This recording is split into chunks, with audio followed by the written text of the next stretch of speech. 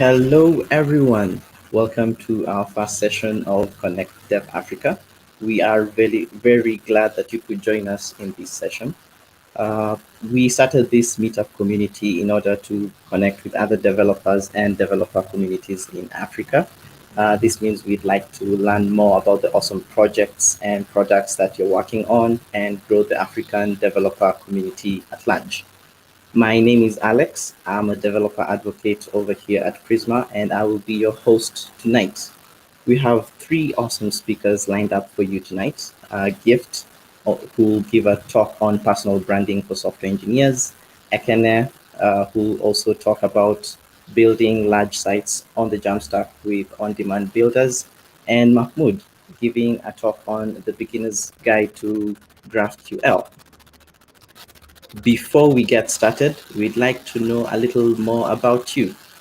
You can participate in this Slido by either scanning the QR code on your browser on the window, or we'll drop the link to the Slido in the chat.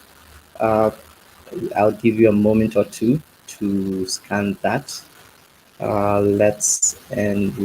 Before we get started with our survey. Yes. Okay, I think we can get started now. So, which one of the following describes closely your work?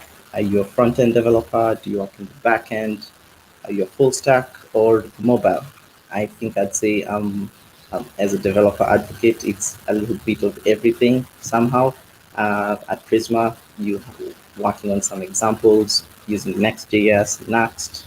We have backend using mostly Node and Prisma, and sometimes I think that just covers the whole stack.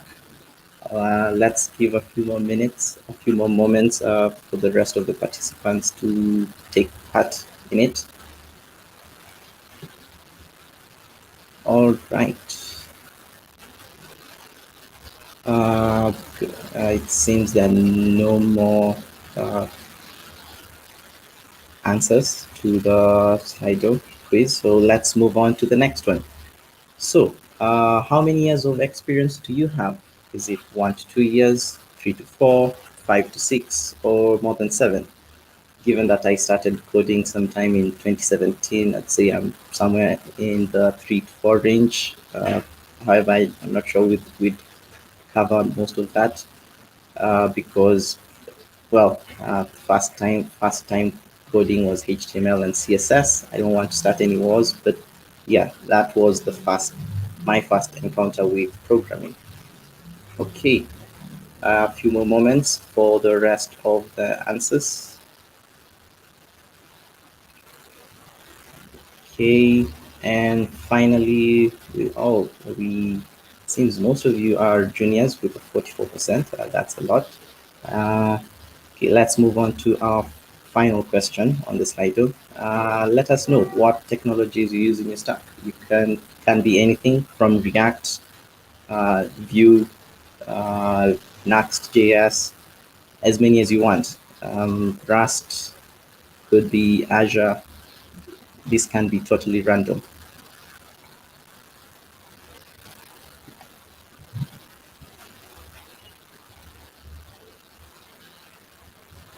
Okay, few more moments.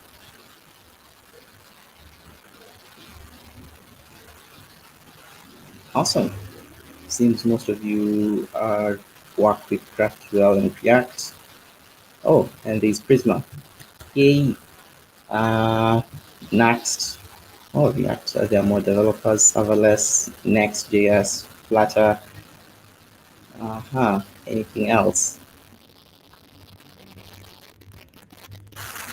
Blitz. That's a full stack framework for building Jamstack applications with JavaScript. So I think we can move on to our first speaker. Oh, before we start our presentation, you can take part in our raffle tonight, and you get the chance to win the Designing Data Intensive Applications book, as well as our swag. By participating in the raffle, we'll share the link in the chat. It says simple as filling out your details, and we'll let you know at the end of the session. Okay, so we so for our first speaker of the session is Gift Gwenu.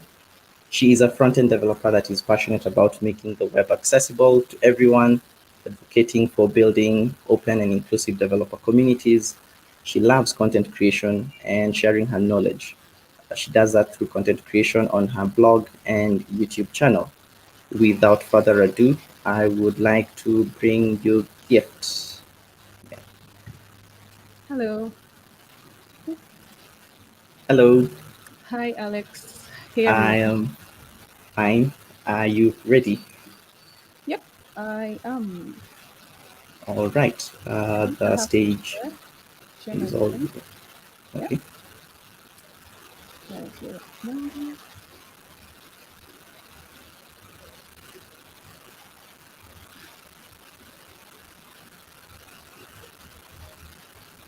Okay, let me add it. The stage is all yours. All right, thank you. Okay. Hello, everyone. I'm very excited to be giving this talk on personal branding for software engineers. And I would like to say a big thank you to the Prisma team for inviting me to give this talk.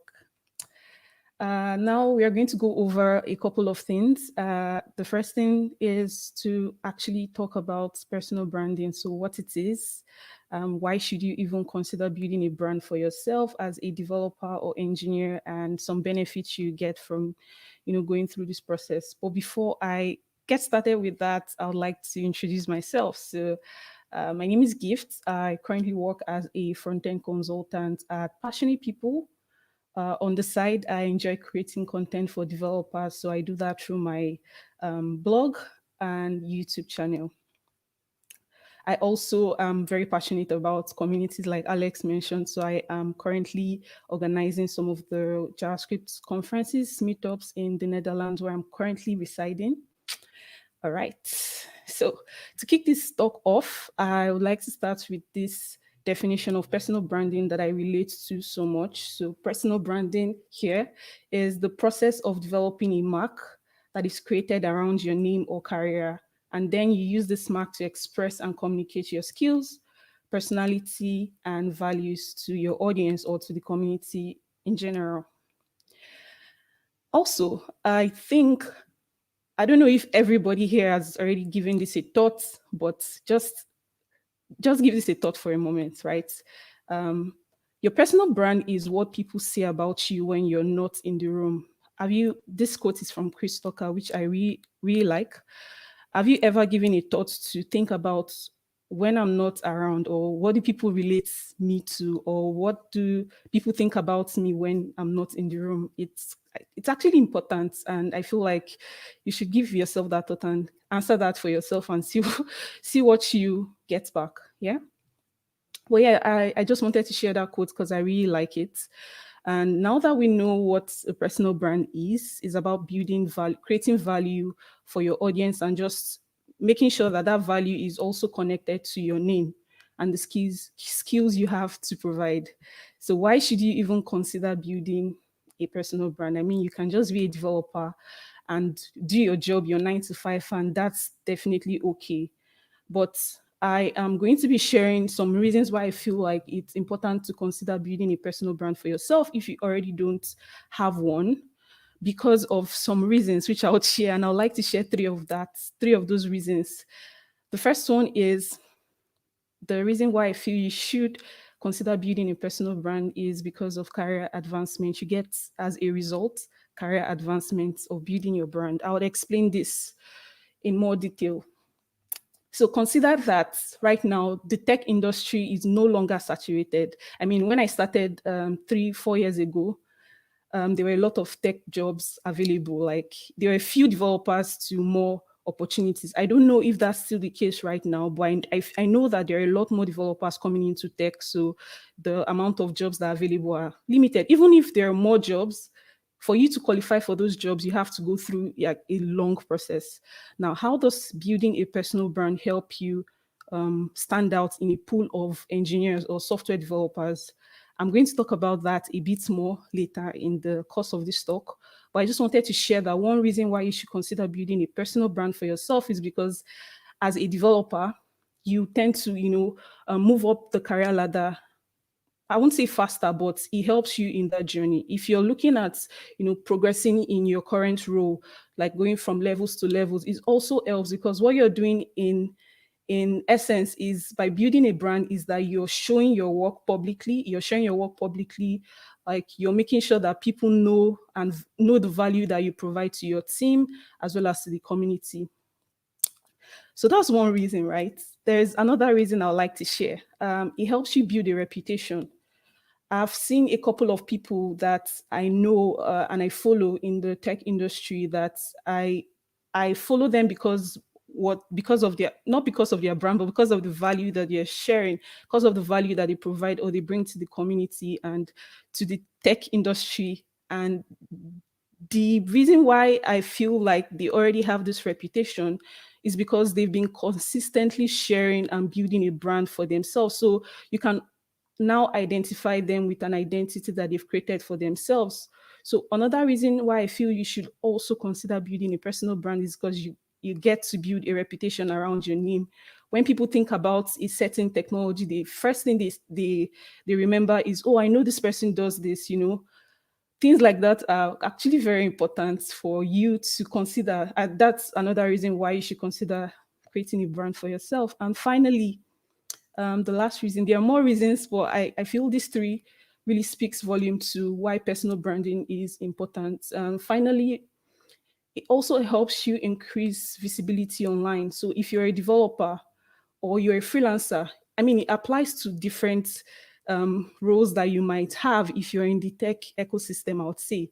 Personal branding is not just for developers, but I'm sharing it specifically for developers in this talk. Another way that you can think about, or a reason why you should build a brand for yourself, is because you want to be more visible.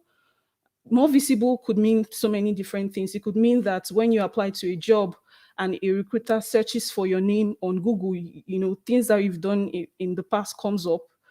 Or it could be that people start to relate to you because of the work you've done or because of a project that you made.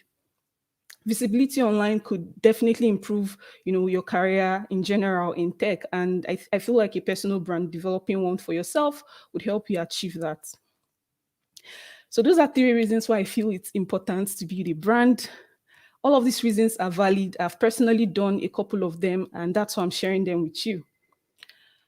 I'd also like to point out that, I mean, building a brand is important, right? But it doesn't just happen in a day or in a week or in a month. It's a consistent journey that you have to embark on. So you have to decide that this is something I really want to do and start working towards it. It's not something you do at once. It's something you have to do consistently to see results. Let's now cover how to go about building a brand. So how do you build a personal brand? I would like to share a couple of different reasons or different ways, methods that you can go about building a brand. And these are 4 ways that I know that are actionable for you to start off with. I will also share more ways, but I feel like these ones are the ones that you could quickly just pick up and say, oh, I'm going to do this now, or I'm going to do this next week. These are 4 ways you can start building a personal brand for yourself. The first one is by creating a platform. What do I mean by this? I mean, you should create a space on the internet that is yours. I feel like this is one of the most important things, or the first things you should think about doing. A platform could be a personal portfolio. It could also be a personal blog, or just your website that has your name, first name and last name, that when I go to Google and I search your first name and last name, your website or portfolio comes up in the search result. Or a platform could also be, you're active on LinkedIn and you use LinkedIn for sharing the values that you provide, or your skills. A platform could also be a secondary platform like Practical Dev, dev.to or Hashnode. I mean, a platform could be anything. Could also be a Twitter portfolio that you have or you maintain, that you're actively sharing what you're doing on. But the most important thing here is that you have a platform. You have one platform where you're sharing the work that you've done and the skills that you have. Another important thing I would like to share that I feel is another way of creating a brand is by sharing your knowledge.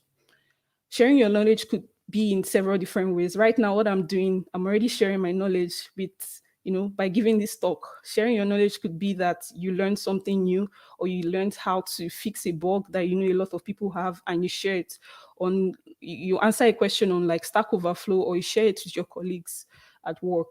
It could be in several different formats, but the most important thing is that you are always sharing, what you've learned, or the things that you feel the community, or your group, or should I say it could even be as small as your teammates are trying to learn. So if you know something that other people don't know, or if you're more knowledgeable in a topic, then it's very important for you to start sharing that knowledge.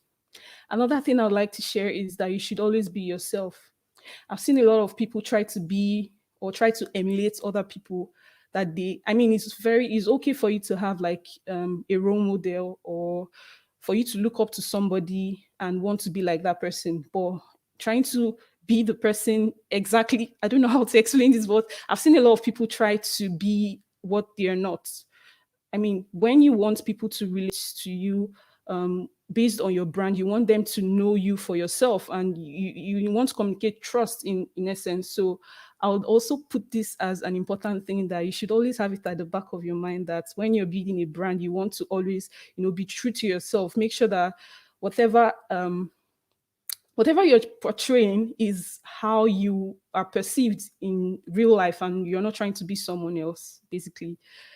Finally, you should create a bio or a personal. So one thing that I know is important, you want people to, know in like a sentence or a short format what you are, the value that you provide. That's a bio, basically. A bio tells people your role, where you're currently working, what you do, the things that you're interested in, and the value that you provide. So I think these four things are four fast ways you can start building a brand for yourself. But there's more, and I would like to share them with you. So there is this other thing I call the 12-month strategy. And the reason why I call it the 12-month strategy is because I think this could be done in 12 months. It's basically 12 things you can do in 12 months. And credit to Jason Alba. In 2018, I took a course on Pluralsight on how to build a brand, and I learned a lot from that course. So I'm sharing a lot of things that I learned. And part of what I learned is the 12-month strategy, and I'd like to share that with you. So this is 12 things you can do in a span of 12 months.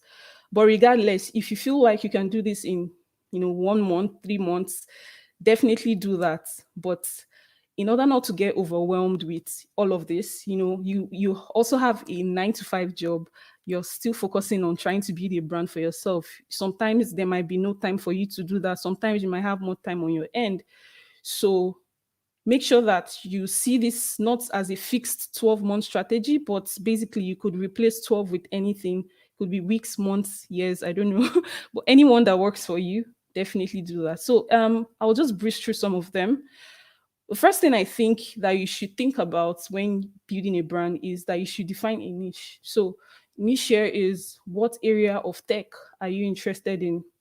One person cannot be knowledgeable in every single part of tech that we have. It's not possible. You can't be interested in front end, AI, back end, DevOps, one person. It's not possible. You want people to be able to relate to you based on a specific niche. So for instance, for myself, I'm a front end developer. I like doing front end, and it could be something else for you. So first of all, make sure in your head, you could actually do this in a day, or it could take you some weeks to think about. Just think about something that you're very passionate about, or an area in tech that you're very interested in, and you like, your brand to be around that area.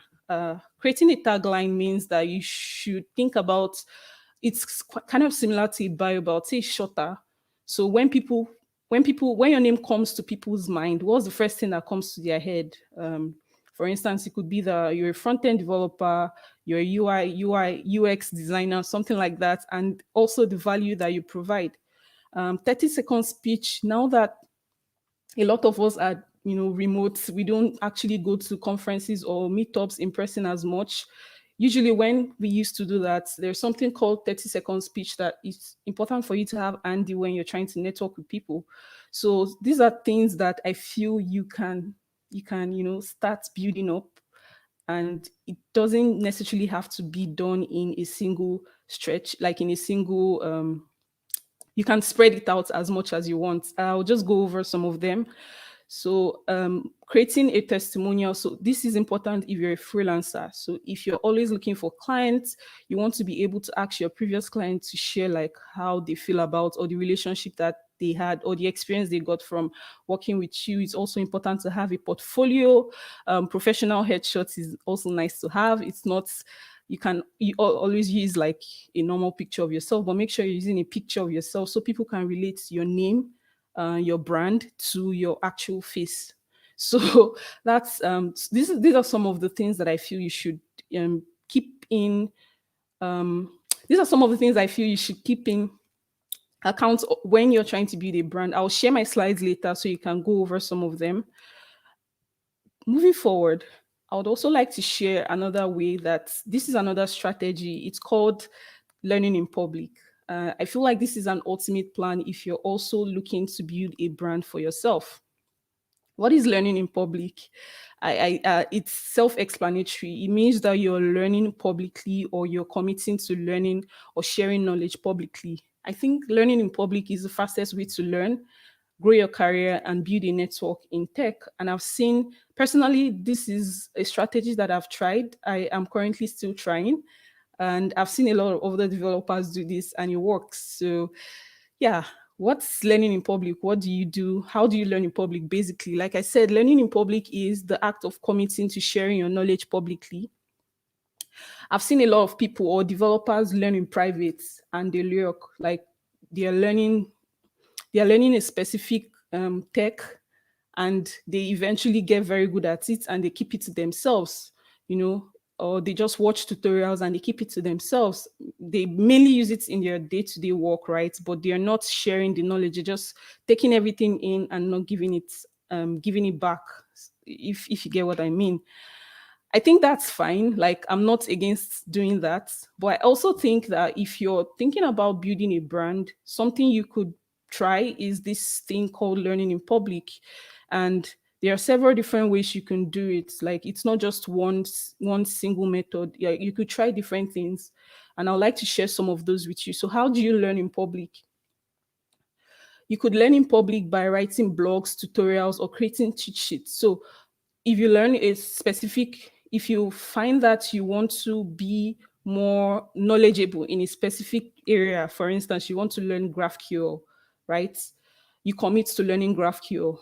But some people would say, oh, I want to learn GraphQL, and they just learn it and then they use it in their job. But another way you could go around that route is learning GraphQL, writing a blog post about what you learned, and either making a video as well, depending on what you're comfortable with. A lot of these are several different ways that you could learn in public. You could speak at meetups or conferences like I'm doing right now.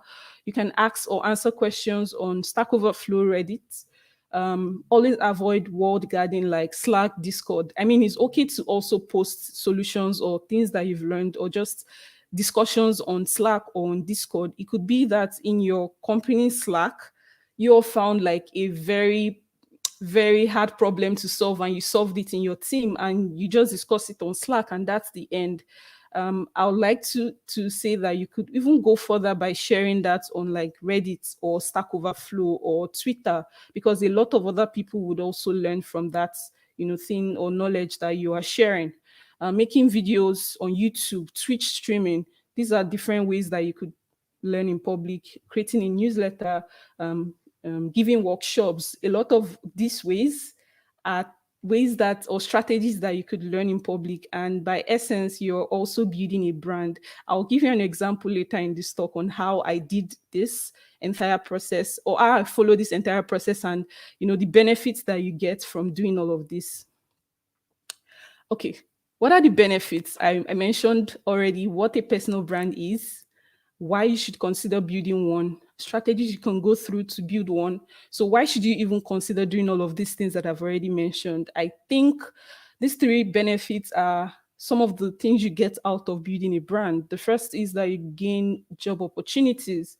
I am very, very sure that a lot of people that have gone through this process, myself included, have seen the results of what building a brand for yourself will result in. Basically, I think by showing your work public, sharing your work publicly, putting yourself out there more, building a brand for yourself, you might end up just doing it for yourself, or you might think people are not seeing the work that you're putting out. But a result of doing all of this could be that companies will start reaching out to you because they see the value that you provide, and you don't have to go through the process of applying to those jobs and getting rejected before they even read your resumes. Or you could start getting not just job opportunities, but literally any opportunities, right? It could be that you get an opportunity because you shared a blog post on a specific topic that helped, a group of engineers. They might ask you to come and give like a webinar or speak at, their company about a specific topic. This is like a true life story. It could be that somebody watched your video and it helped them, solve a problem, and they asked you to, come work at your company. Like there are several different ways that building or learning in public, building a brand for yourself can benefit you as a person. I think another biggest takeaway for me, or generally for people that have gone through this process, is that they build their network in the process. So there are other developers that are also doing this. Like people could say it publicly that, yeah, I am building a brand, but a lot of people just do it because they enjoy doing it, like myself. And in process, you get to build a network of fellow developers, or developers in your niche that are also interested in the things that you're interested in. So I know that a lot of developers or people that I follow or people that I'm connected to on LinkedIn are also in my field, that they are interested in technologies that I'm interested in. They are also sharing their knowledge. And this is how you just build a network for yourself, right? If you're interested in building a network, I've just shared with you one way you can actually go through the route of building like a network. And yeah, it's actually very nice. Finally, you also get to influence. You get influence in the process of doing this. How do I mean? I mean that you might not know this, but by the process, by just following the routes that I've shared over this talk, you're already influencing people. So it could be that you're sharing, oh, these are the 5 top tools you should be using. This is a true life story. I shared one time on a video 5 developer productivity tools, and I saw a lot of people adopted it. That's me already influencing some developers to follow some things that I've been using. There are several different examples that I can give you, but when you have like a brand identity that communicates value to your audience or to the community at large, you begin to, be more influential in your area. Yeah, I think those are 3 benefits that I can share, but I know that there is more. And yeah, that's something you should definitely consider doing, building a brand for yourself. I would like to share some tips that I've learned, or some tips that I have gathered in the process of doing this. The first one is that you have to stay consistent to see results. Like I mentioned earlier, it's not something you do in like a week and that's it. It's something you have to consistently doing. So if you commit to speaking, or you commit to writing blogs, you have to consistently do it to see results. Make sure that the content that you're creating has value. Like make sure that you're communicating value through the content that you share. It's also very helpful to join communities. I get a lot of should I say I get a lot of, if you're Nigerian, you know this word ginger, or I get a lot of yeah, let me just use ginger from people that I am part of their community. So if I'm currently in a community where there are mostly content creators there. So I get, motivated when I see other people doing stuff, and then I learn from those people. I also see what you're doing and see how I can improve the work that I'm doing. So it's also important to join communities, follow successful people, follow people that they are already successful in these areas that you want to be in or you are already in. Make sure that you're constantly sharing your work. Make sure that every single thing you do, you share it publicly. Don't hide it, because somebody might learn from it, or somebody might find it helpful.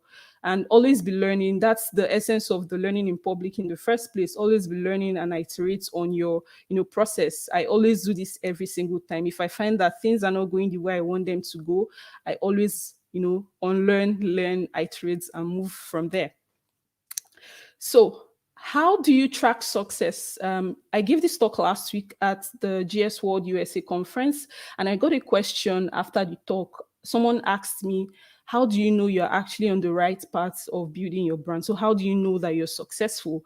And I answered that question, but I also decided I add that specific question to the slide so it's helpful for other people.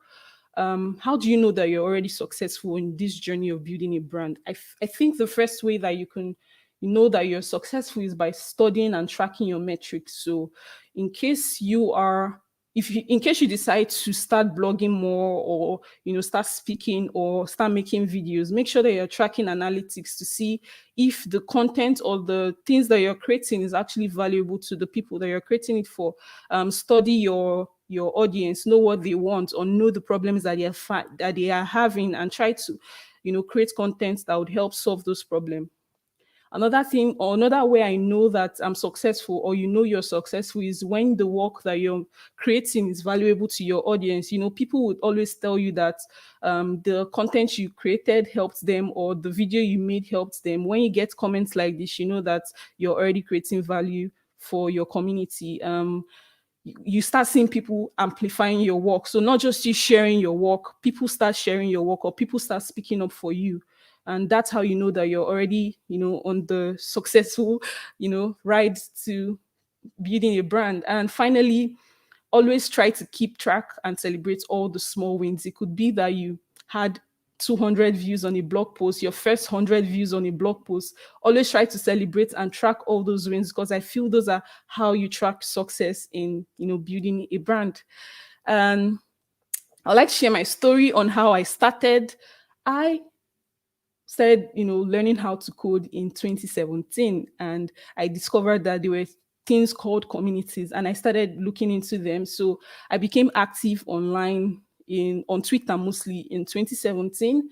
Then I started my personal blog in 2018.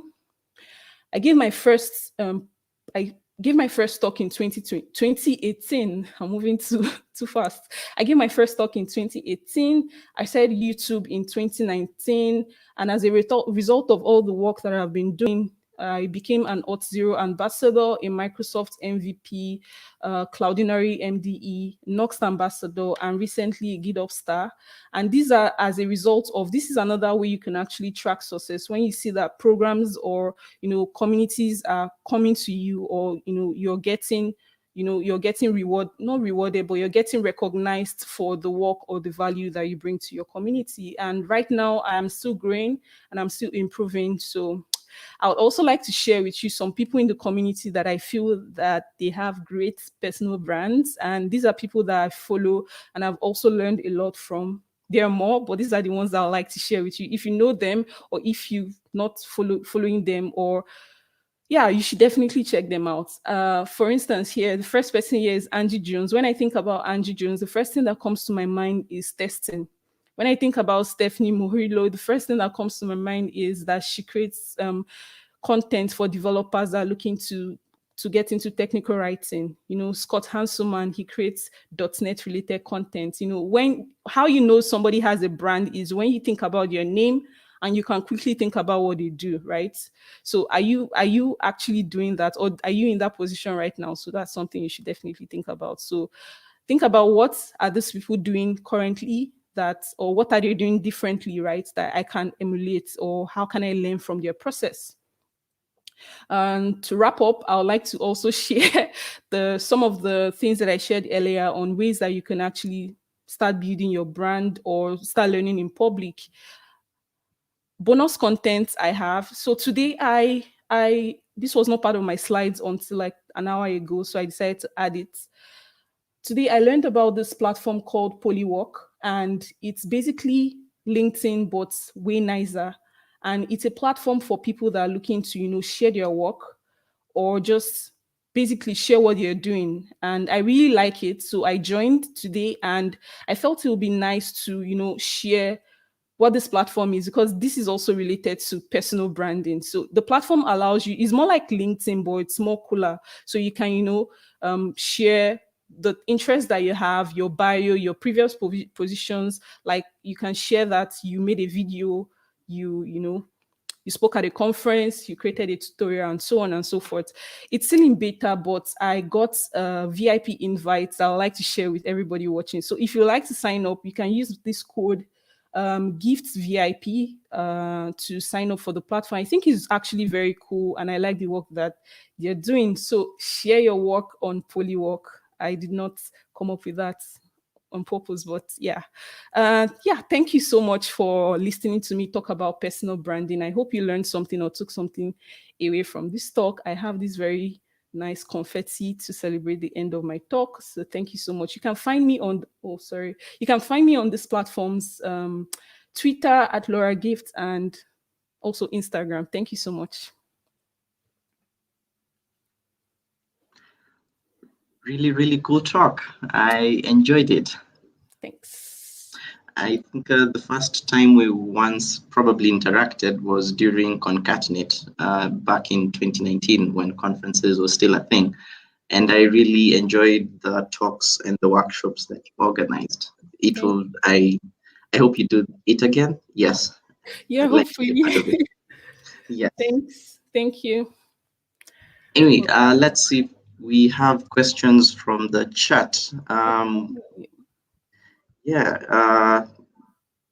was a really great talk. We enjoyed it. Seems we don't have any questions in the chat. Okay. So again, thank you very much for being a part of this. We'll see till next time. Thank you. Thank you all. Bye. Bye. All right. So our next speaker is a developer experience engineer from Netlify. His name is Ekene. When he's not working on things or doing Jamstack things, he loves teaching and learning stuff. Now, without further ado, I'd like to bring Kenny to the stage. Welcome, Kenny. How are you?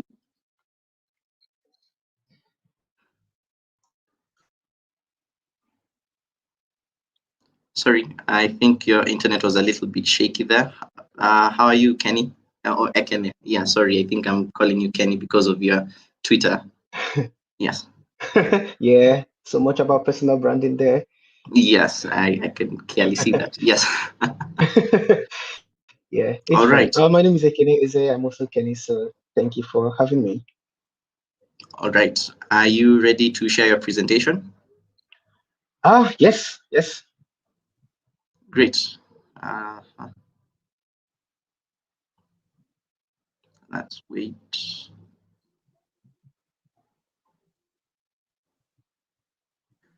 All right. I'm adding it to the stream, and the floor is all yours. All right. Thank you, everyone, for having me. Once again, my name is Ekene Eze, and you can call me Kenny. I'm a developer experience engineer at Netlify, and I'm super happy to be speaking with everyone today. Before I go further, I'd like to plead with everyone to bear with me. I'm currently in a low internet connectivity location, so there might be a little bit of back and forth and lags with my internet. So bear with me. I'll try and work with the event organizers to see how we'll navigate that. But in case you stop hearing me at any point, I deeply apologize for that. So today I'll be talking about building large sites on the Jamstack with on-demand builders. And what is that? On-demand builder is a new concept that's currently we're going but first of all, let's start with the agenda that I did. So I'd like to start by about the Jamstack, trying to make sure that you understand what the Jamstack is and the challenges that large sites fit on the Jamstack, some popular solutions that have come up to solve those challenges, and then I'll introduce the on-demand builders approach to those problems. So what is the Jamstack? The Jamstack is not a stack. That's my term, I think, for the mean stack or an alternative to the mean stack or the LAMP stack and all of those things. The Jamstack actually is just a way of building or architecting the web where the UI is compiled, the front end is decoupled from all other services, and the data you need for the website is pulled in as it is needed. There are three major things that are important to note in this definition. And the first is that the UI is compiled ahead. The front end is decoupled and data is pulled in as it is needed. That is the definition of the Jamstack as of today, and we'll see more about that as we progress through this talk. So before we talk about what the Jamstack is, let's take a little bit, let's go back a little bit in time to what we used to have. Before we had monolith applications, where all the services that an application requires is built into that app as a single entity. Say, for instance, you have an application that has authorization, reporting, posts, database communications, comms, and all of those things. When they are all built together as a single app that is deployed as one single entity, that is what a monolith application looks like. And we were doing that until we sorry for interrupting you, started identifying some challenges that you present. Sorry for interrupting one single application. So that makes it kind of difficult to maintain because you could change something in one place and it will have a cascading effect all through your application, and you might break things in a lot of different places. Also, something that I found that is kind of challenging in monolithic applications is that it's not easy to for a remote team to work on monolithic apps, right? Because unlike some other architectures where somebody can own a different part of the application and do what they want with it and only communicate between different services, in monolithic applications, it's all coupled together. So if someone is working on something different, they could push a change that breaks something on what someone else in a different place is working on, and the communication and the back and forth between all of those can get really challenging. The last but not least is that it's just too many infrastructure to manage, right? If you're working on monolithic apps, you have to deal with things like databases, web servers, load balancers, all of those things that goes from not just development, but deployment and infrastructure is can be too challenging for somebody who is just a front-end engineer and just wants to write code, right? So out of all these challenges, we have which kind of like removes the same big one entity layer thing that we had in monolithic applications. Microservice created gave us the opportunity to build applications where the services are not coupled together but talk to each other using APIs, right? So you can have an application that is just about authentication. You can have another application that is just about your posts. You can have another one about your comms, and they all talk to each other using APIs, removing the need to be coupled together and for things to break when you make changes in a different place. But like every other thing, it also had its own challenges because it requires a lot of experience and expertise. If you don't have good knowledge of how APIs work, you probably not do well when you're building microservices. So it requires a lot of experience in knowing how other things work and how services talk to each other before you can work on a microservice application. It also requires a lot more resources. It takes a lot much longer time to build because, I mean, you're spreading out every part of your application into different microservices, and it takes a little bit longer to build than it would for a regular monolithic application. And that brings us to the Jamstack, right? All of these that we've talked about kind of, the Jamstack kind of adds a layer where all the sites, all the communications, all the different parts of your application comes together and gets deployed into a CDN where the site is now served to your users. So the layer you're seeing on top is not just like another architecture that we're adding on top of what already exists. It's just how you compile when you're done building your application, be it your monolithic app, be it your regular front-end application, be it your microservice, because Jamstack also allows you to work with microservices a lot. Actually, it's advisable because when static sites, if you're using static site generators in the Jamstack, you have the opportunity to connect it to other services like Auth0, Cloudinary for a lot of other third-party services that you might require in your application, which is advisable. But that's not all. This is also Jamstack, and yet this is also Jamstack. So at the end of the day, we down to a static generator that bundles all of your sites, puts it in the CDN, and serves it to your users. So before we move further, let's look at how we deliver web applications. The first one is server-side rendering, right? In SSR, the majority of the work is done by the server, right? The browser sends a request for a page. The server computes and generates that page, and then sends it to the browser. The browser now renders the page to the user who requested for it. So all of the heavy lifting is done on the server side, which can, if you compare it to like server-side generation, you would see that you would probably spend a lot more time waiting for the server to produce that page, to send it back to the browser, to render it to the user. And that is why we wanted to go ahead and do SPA, so that we can change that functionality and give a lot more work to the browser. When we did that with SPAs, the issue is the browsers end up doing a lot of the work, and that also became challenging. But not just because the browsers are not at the time even capable of handling all of those kind of different functionalities, but it also depends on the power of the device that the user is using, which also now led us to what we have today, which is the Jamstack, right? The content is pre-built ahead of time. So when you finish building your application and you run your build command, all of your site is generated down to a file that is put on CDN and then served to your users. Let's see what this means.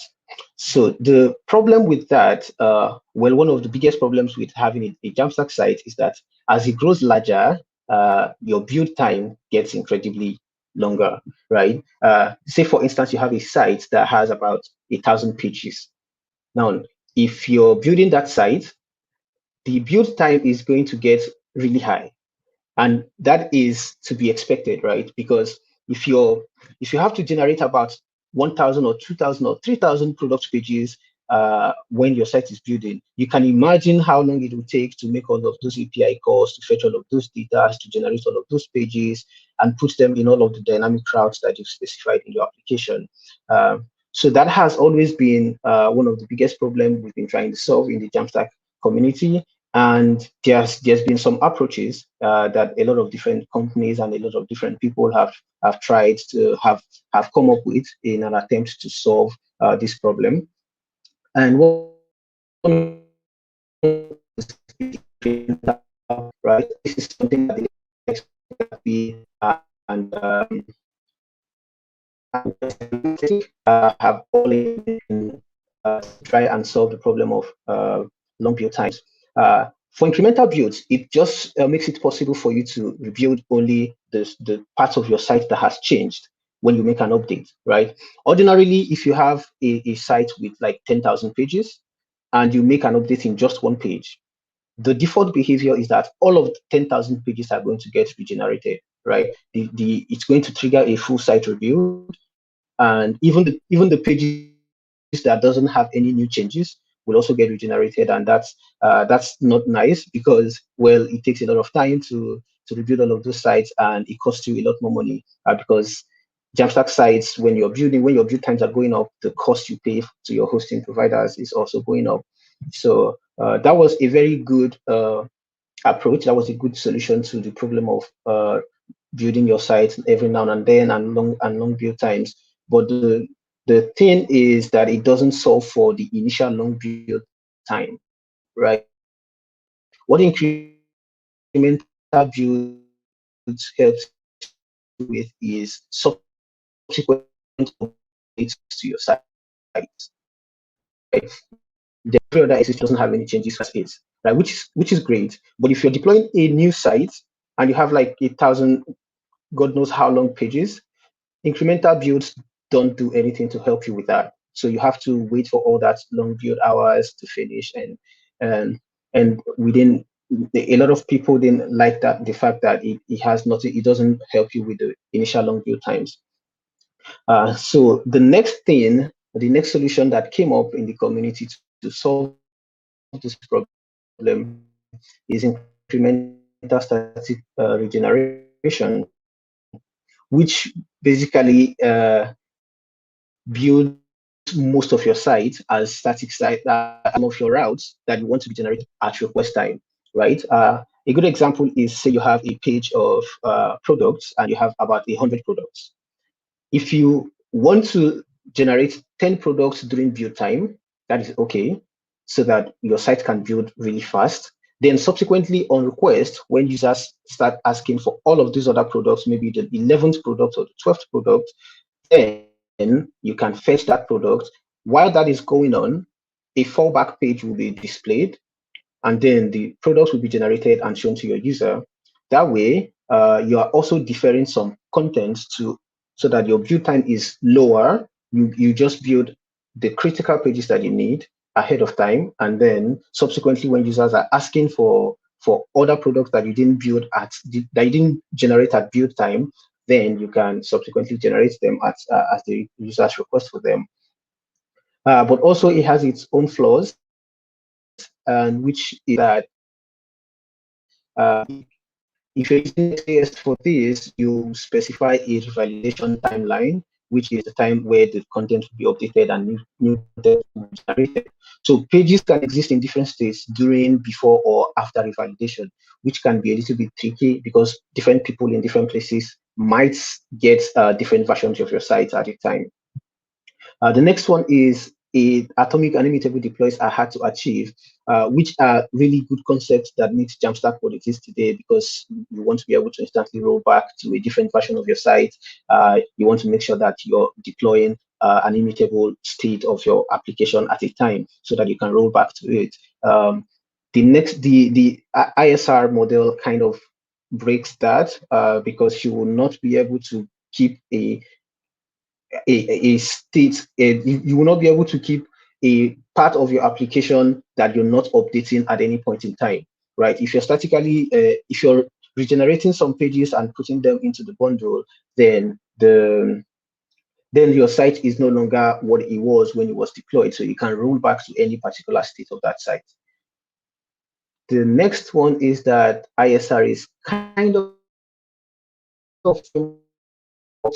specific, because at the moment, it's only Next.js that has this feature that can do this. How do I solve it for long build times on the Jamstack? Another solution that has come up in the community is sharding, which basically means splitting your large sites into multiple independent microsites, right? This is something that I recently made a YouTube video about on how you can split your large Jamstack sites into multiple microsites. The idea basically is, if I have a blog section with 1,000 blog posts, I have a documentation section with 200, 500 different documents on my blog. I have a products page and all of these different parts of my site that has made it really big and large. What I can do to solve that problem of large build times when all of those pages are being generated is to split them down into individual microsites that are not dependent on each other, so that I can deploy them independently, and then I can use redirects and proxies to connect them together, so that if I make any changes on my blog's site, my documentation and my homepage and my products page don't ever have to get rebuilt, right? Because they are not tied together in the same deploy. The problem with that is that you have to understand and implement some complex rules. If you're not familiar with directs, that might give you a little bit of time to figure things out.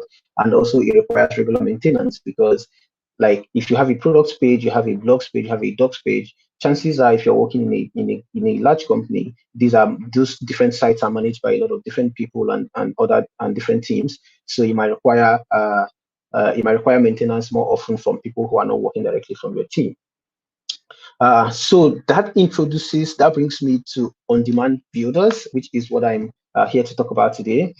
It's a concept that is recently introduced that is still in beta, that helps you generate only critical pages at build time while you defer other pages until the first user requests for them. So how does it work? With on-demand builders, you can split your site assets into two groups: critical pages and deferred pages. So the critical pages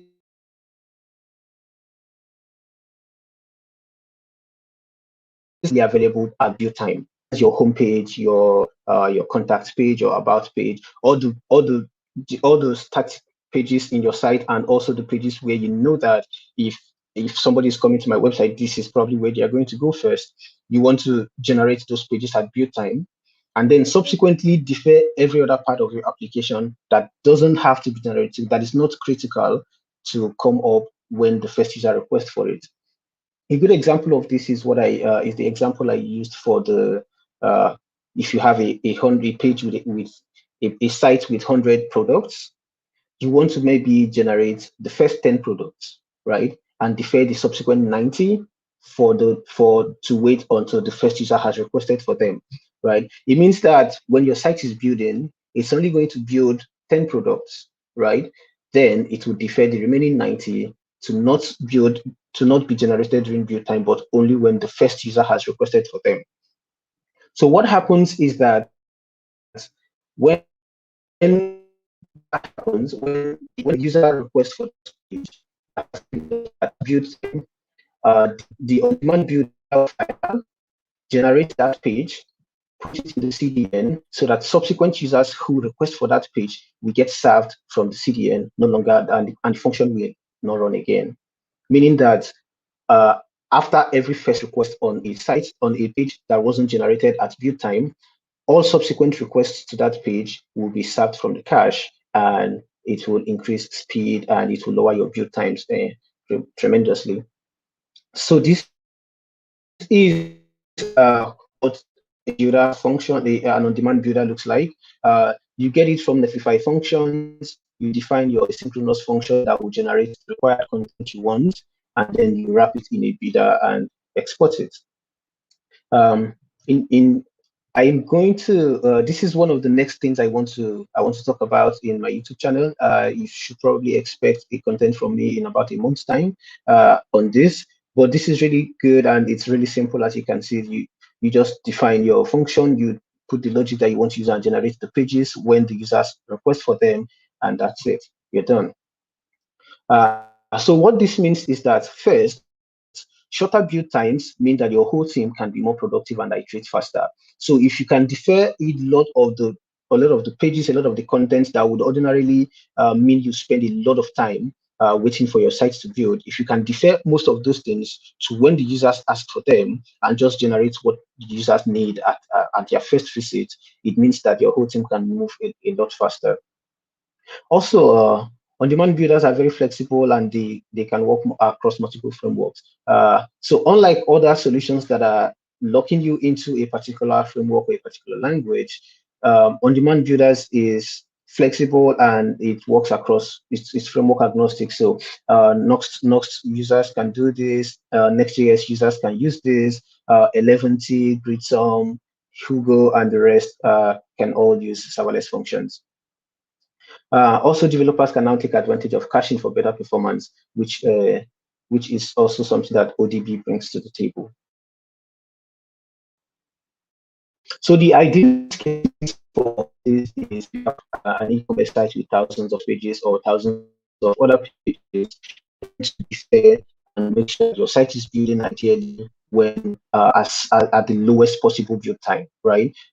Remember at the beginning, I did mention that one of the core principles of the Jamstack is that you have to build as much. You have to build as much content as possible for your users. So if you're building a large e-commerce site and you want to get most of your products or certain categories that you feel will get you the most audience, so that your users visit the most, you want to build all of that at build time and make sure that it's readily available. So ODB helps you make that happen. It will statically generate all of those pages that you specify, and then use on-demand builders to fetch all of that subsequent pages and put them in CDN, so that subsequent visits of those pages will be served from the cache. Also, dynamic applications that generate content based on user requests is also create something really nice, and I'm almost certain that that will be ready tomorrow. And that is really nice. It's a very good use case, because we are sending data from a form to a database, and then we're generating a page for that, and we're sending it back to the user. So that is an amazing application of on-demand builders as well, that I'm really hoping that you all will play around with and help you build your site in a much more efficient. If you're publishing, or if you're building a site for publishing or for media sites, that's also a great use case for on-demand builders, and also for sites with user-generated content. I think I already talked about that. So I have some other useful resources that I've put on the slides. I'll share a link to the slides so that you can get these resources. This is a blog post and the documentation for on-demand builders that I think, if you're interested in this and you're looking for ways or to learn more about on-demand builders and how they help you build better large sites on the Jamstack that has lower build times and also maintains all of the good advantages that you get from a Jamstack site, these resources will help you get that out of the way. So thank you once again. My name is Ekene Eze. You can find me on Twitter at Kenny_IO. And I'm looking forward to your questions.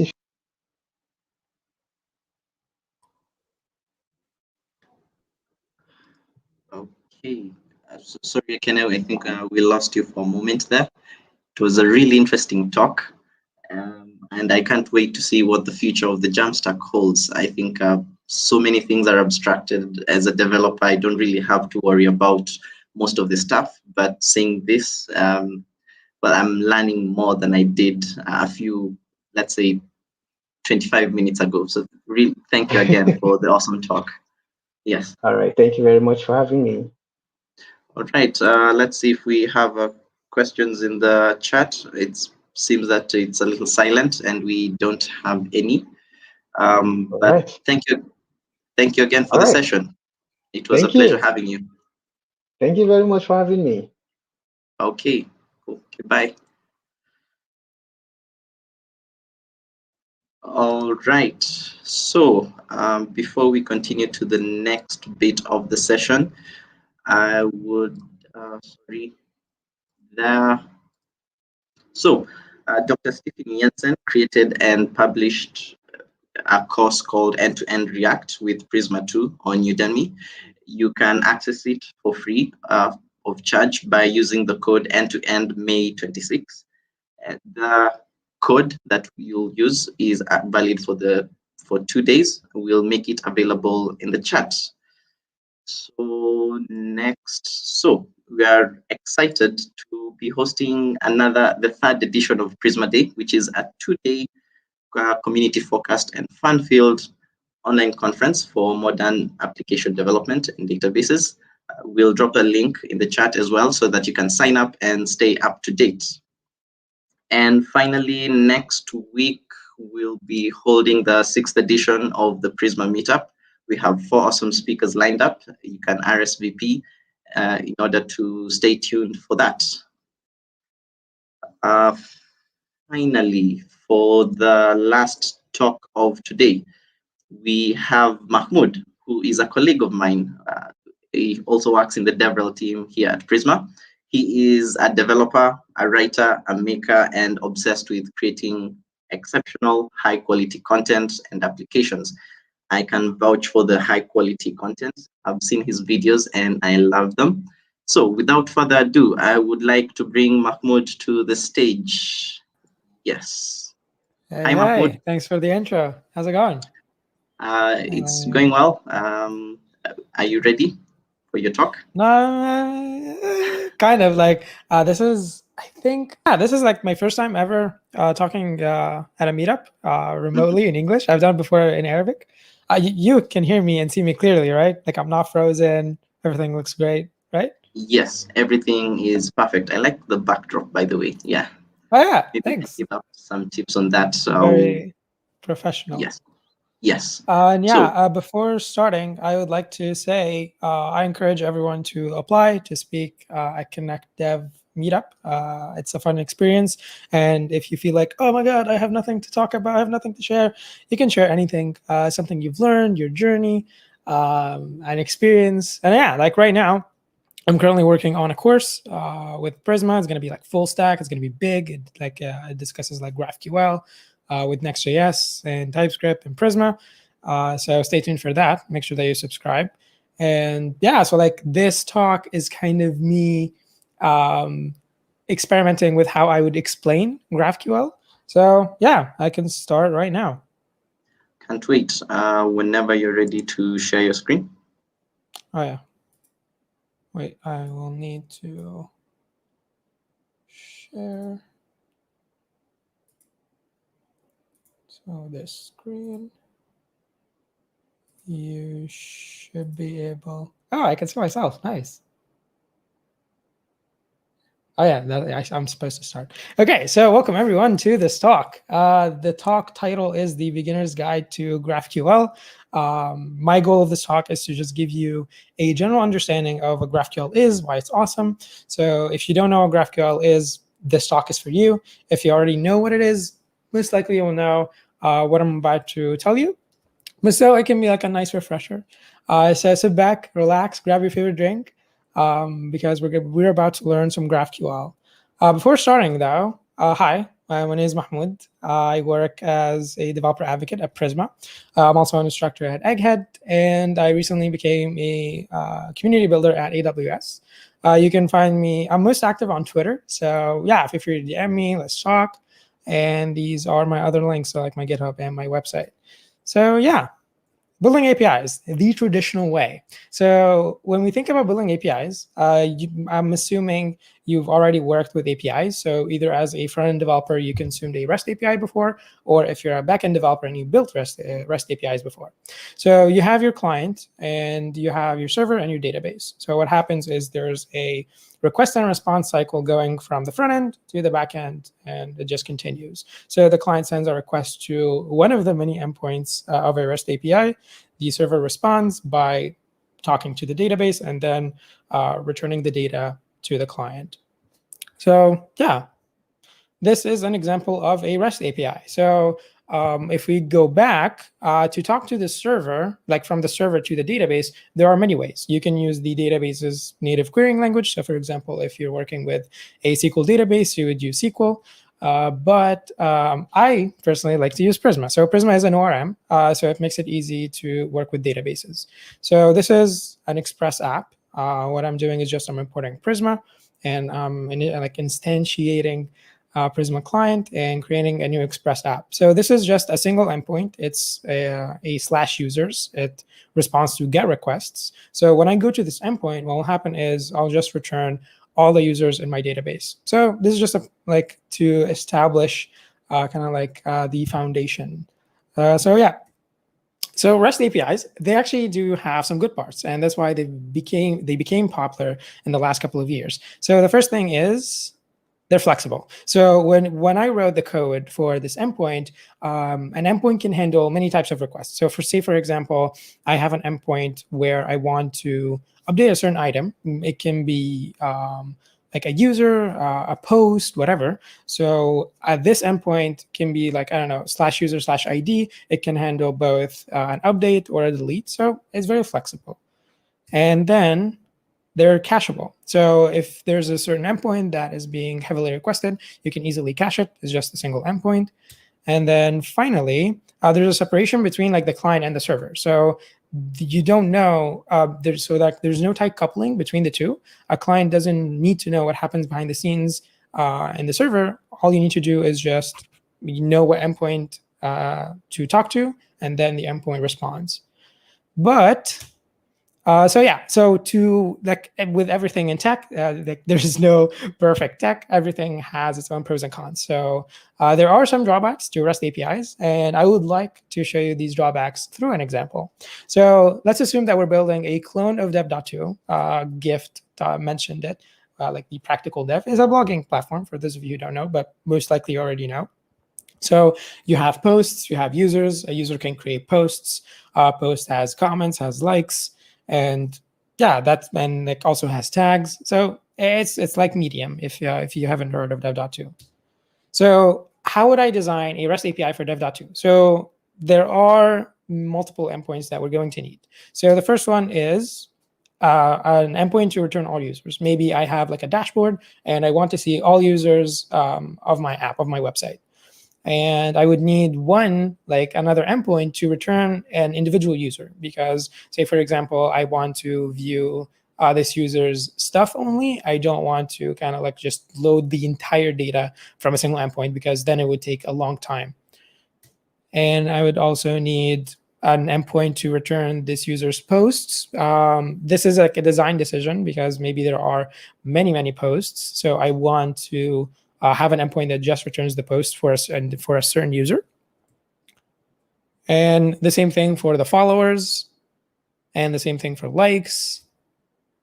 And I want an endpoint that returns a feed. So like on the homepage, I can see a feed, a list of posts. And then I want to return a single post. So when someone views my article, I will just send a request to this endpoint and it will return the article. So this is like the profile page that I want to build.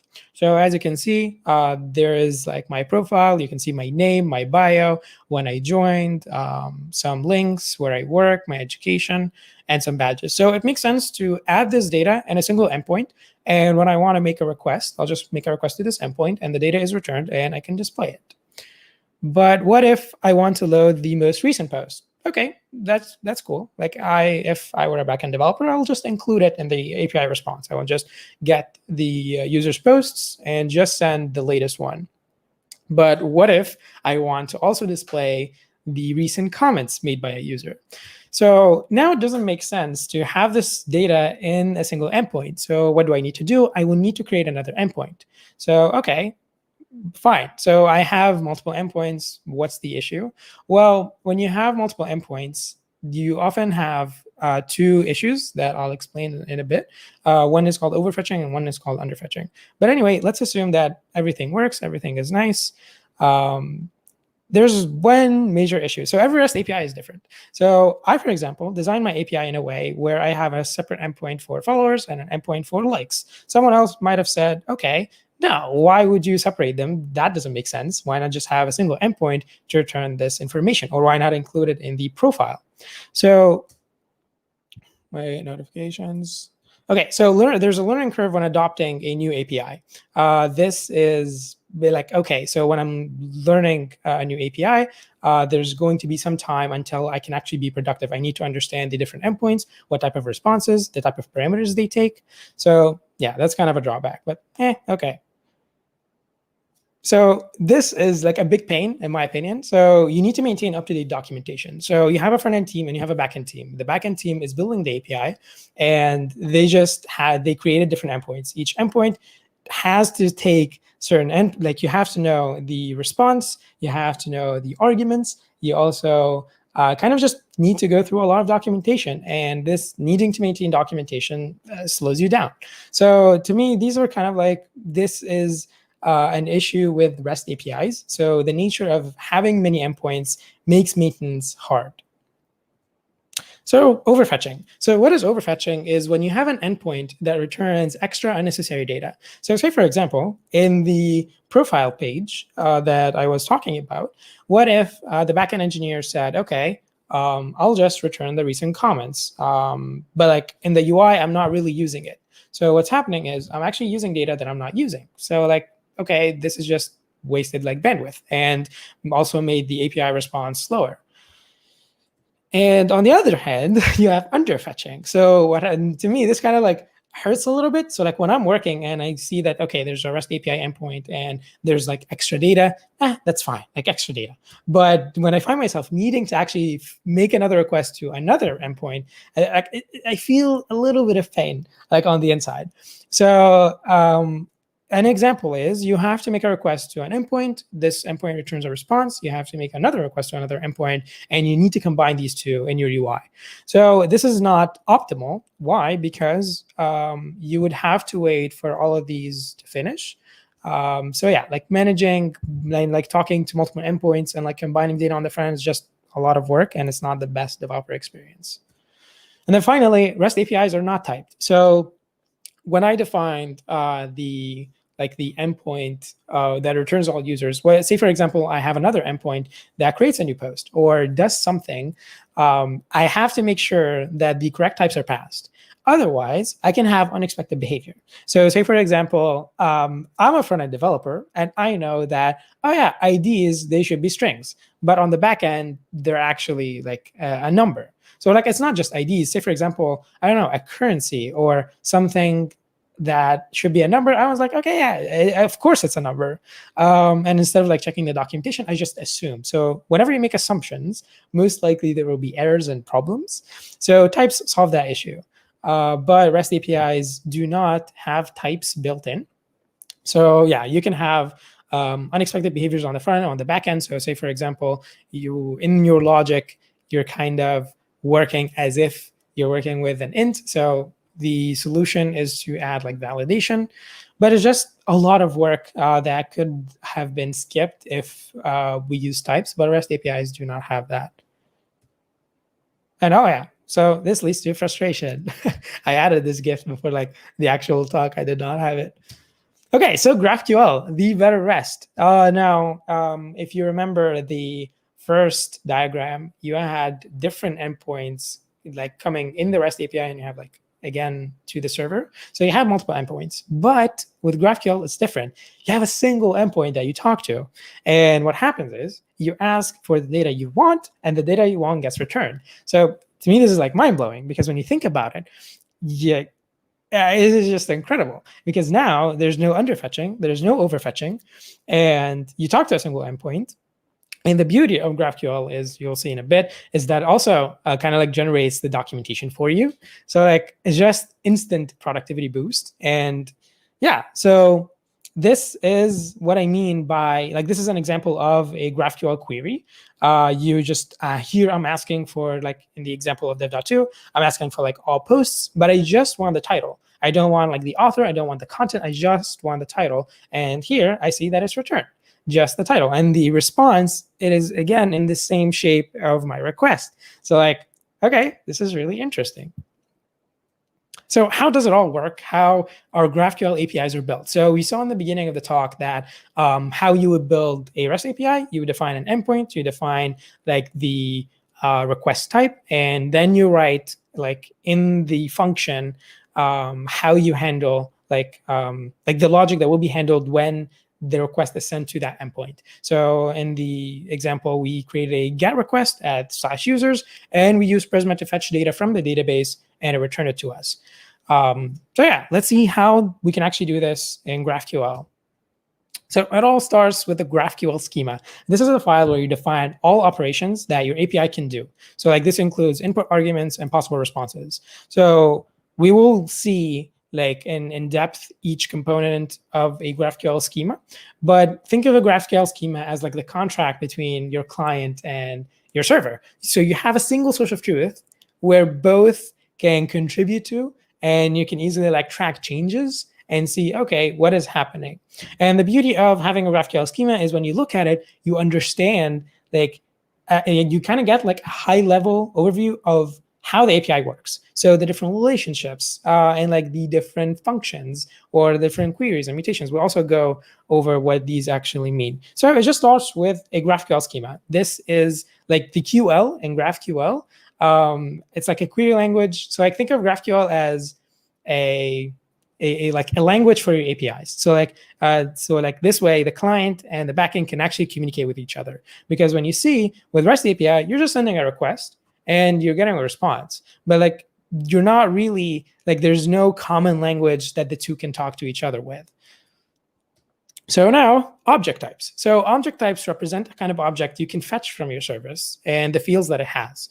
So in the example of dev.to, I will have an object type of post. Now, a post, I will specify the different fields that it has and its types. So I can say a post has an author and it has a title, and each one of these are of type string, excuse me.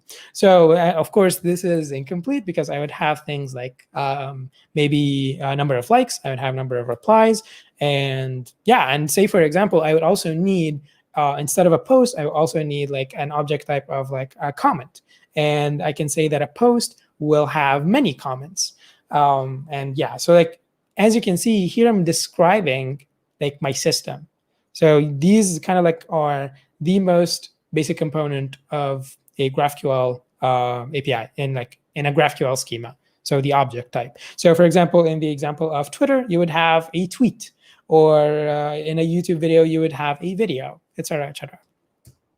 And then you have queries. So queries are, think of them are object types, but they're like an entry point to the GraphQL API. So anything inside this query type, think as a function. So here I have a field called all posts that returns an array of type post. And then I see like the exclamation mark. This means that whenever I send the all posts query, I must get a response. This means like this is not nullable. I must have something returned. It cannot be null. So the way I like to think of it is that, okay, this, when I look at this mini or a micro schema, I see that I have a query. It's called all posts, and it will return all posts from me. And whenever I send this query to my GraphQL API, data will be returned. And then you have mutations. So these are operations related to mutating or changing data. So if we're going to think with the REST API mental model, you have like the post, put, and delete requests. And actually for the query, it's, think of it as a GET request. So that's how they decided to kind of like separate it, one for querying and one for like just changing data. So this is like, okay, so say I want to create, read, or no, I want to create, update, or delete something in my app, I will create a mutation. So here I have a mutation called comment, and it takes like the post ID, and the type of the post ID is a string. And actually this has an issue because I did not say that the post has an ID, but I should have done that. But yeah, so this is just for you to kind of like wrap your head around GraphQL and how it all works. So yeah, these are the building blocks of a GraphQL API. But you might be wondering, okay, is this it? Where is the part where I actually define the logic? So like in the REST API example, what happened was, okay, we use Prisma to talk to the database. Where are we doing that here? So here comes the final part, resolvers. So resolvers are the functions that will be executed once a query or a mutation are called. So say, for example, in all posts, I need to define a resolver for this query that uses Prisma, that uses another ORM, that sends a SQL query, and then the data is returned. So you define in this function what should happen when a query or a mutation executes. So here's an example of a GraphQL server using like Apollo Server. Apollo Server is a library used to build GraphQL servers. So it is the server layer in like the stack that we had, where you have a client and a server. So looking at the code, hopefully you can see it and it's not too small. Here I'm just importing Apollo Server, and I have type defs. Type defs here I'm defining, basically this is the schema. And then I have resolvers. It's an object, and inside it I have a query, and inside the query I have posts. So I'm here naming it posts because at the top it's like the query is also called posts. So they should be in sync, like the type definitions and the resolvers, they should have the same name so that it works correctly. So in this query, I'm just saying, okay, here's a function that returns an array of two items, title and author. And then what I'm doing is I'm creating a new instance of Apollo Server, and I'm passing the schema and the resolvers. And with these two combined, you have a GraphQL API. And then finally is just server.listen. This is just to start the server. and it will be ready at a certain URL on like what we call this function. So yeah, this is kind of like the hello world of GraphQL. And yeah, this is kind of like on the back end. And if you're a backend developer and you're building a GraphQL API, this is kind of done. But on the front end though, you can use GraphQL clients. Now, it's not necessary. You can actually send a query to a GraphQL endpoint in like just good old fashioned way, like kind of like the same way you would talk to a REST API.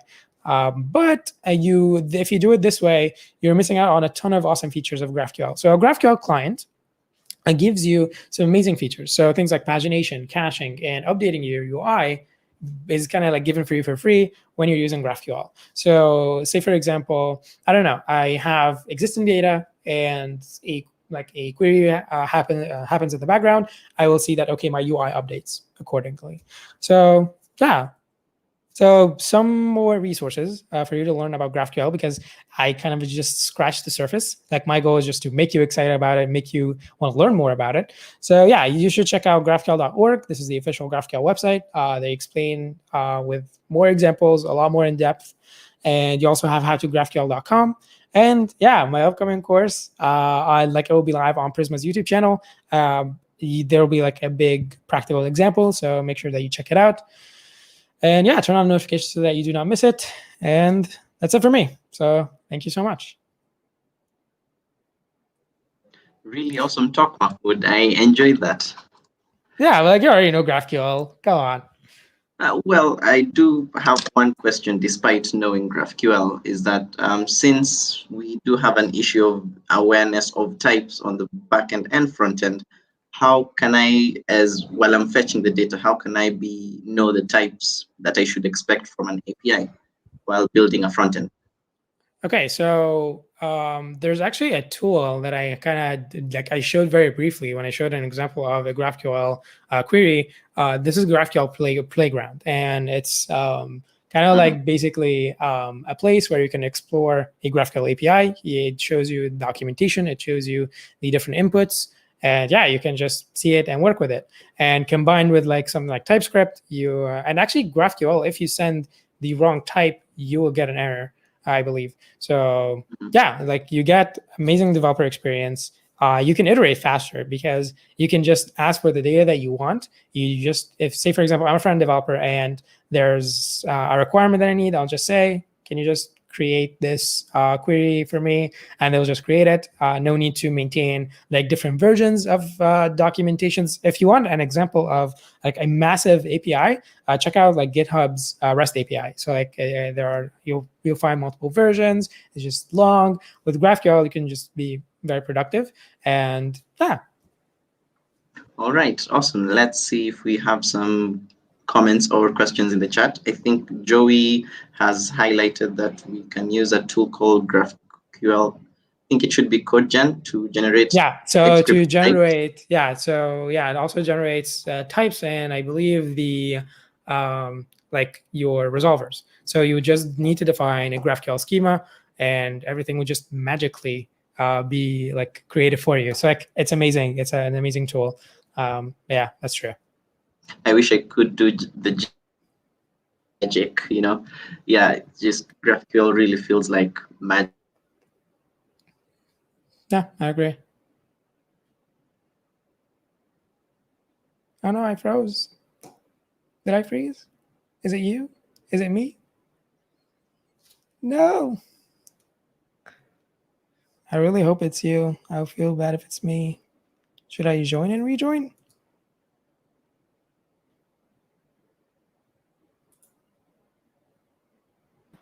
Was it Alex? Was it me? There was Alex. Okay, Alex is back. I wanted to take over here, but you're back, Alex. Alrighty. I'm scooting away. Cool. Nice. Sorry about that minor glitch. Well, how else are we going to know that it's a live event? Yes. Did Mahmoud's video just pause? I cannot tell. So, thank you, Mahmoud, for the awesome presentation. Okay, everything works. Okay, yeah, we're back. So like, Yeah. I kind of want to wait for a little bit. Yeah, you're welcome. And I highly encourage everyone to apply, come speak. It's fun. As you can see, like, I don't know, it's not as scary. I'd say the only thing you should be scared of if you have bad internet connection, at least that's me. Like, I'd be terrified because like I want to deliver kind of like the best experience for a talk. But otherwise, yeah, if you have a good internet connection, like just share your knowledge. Show us something cool you've built. And yeah, just I say reach out to Alex anywhere. Like he's everywhere, Twitter, LinkedIn. Yeah, and like he will set it up for you. So yeah. Yes. Oh, we have one question in the chat. Is there a use case where you would not advise GraphQL, or use cases where REST API would be preferable? Actually, yeah, I would say GraphQL needs some setup in the beginning. And if you have like a very simple app, it's not worth it to just build using GraphQL API. It's fine if you have a couple of REST API endpoints. And yeah, I would say GraphQL makes a lot of sense for kind of like medium to large scale projects where you have maybe possibly multiple people working on a project. But if it's just you and like you want to spin up something real quick, just use a REST API. If you're working with like Next.js, they give it to you out of the box. So yeah. All right. Or Next. Awesome. So like all frameworks are awesome. Yes. All right. I think that will be all. Thank you again, Mahmoud, for your time. I really loved the talk. Yes. You're welcome. All right. Awesome. Awesome. So before we finalize on the event, we'd like to announce the winner of our raffle. We entered the names from the type form you submitted on the type form, and I wish we could have the drum roll effect, but I can't make it artificial. But our winner is Joey Ngeve. I hope I pronounced that right. I believe he's from Kenya, and that is the way his name is pronounced. So we will get in touch with you using the email that you provided. And thank you all. That is all. Till next time. Goodbye.